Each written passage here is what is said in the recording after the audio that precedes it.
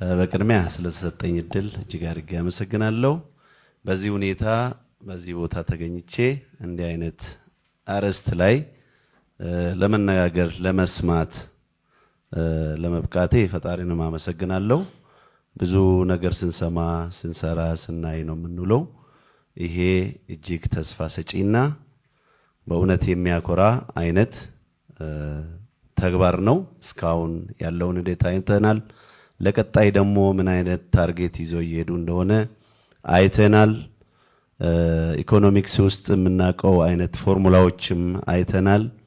በጣም ኤስቲሜተሮቹ 9 is equal to ብሎ የሚሄደው ነገር አሁን ክቡር ታላቃችን አቶ ዮናታን እንደምናገሩት ረጅም ርቀት መሄድ የሚገባውና ትዕግስት የሚጠይቅ መሆኑን ተገንዝበናል። ተስፋ ሰጪ ነው። እኔ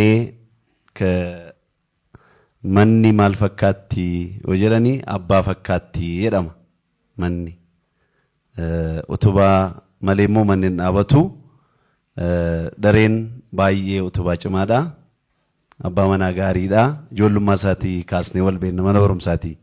ስለዚህ ጠንካራ ሰው ይዞት የሚሄደው ያ አካሄድ በዛ ሰው ነው የሚወሰነው።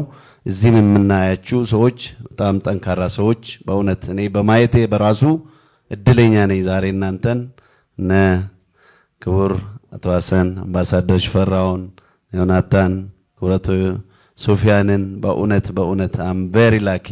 እግዚአብሔር ረጅም ዕድሜና ጤና ይስጣችሁ። አሁንም ለዚህ ትውልድ ትርጉም ያለው ስራ የሚሰራና የእናንተን ፉትፕሪንት የምናስቀጥል እንድንሆንና ቀጣዩም ትውልድ ደግሞ ይሄን ራዕይ ተቀጥሎ የሚያስቀጥል ይሁን። በቃ በማንኛውም ስሌት እኔ ጎዶን አዋጭ አድርጌ ወስኛለሁ ዛሬ። ስለዚህ እኔም የሚችለውን አደርጋለሁ። በእውቀቴም በገንዘቤም አስተዋጽኦ ለማድረግ ቃል እገባለሁ። አመሰግናለሁ።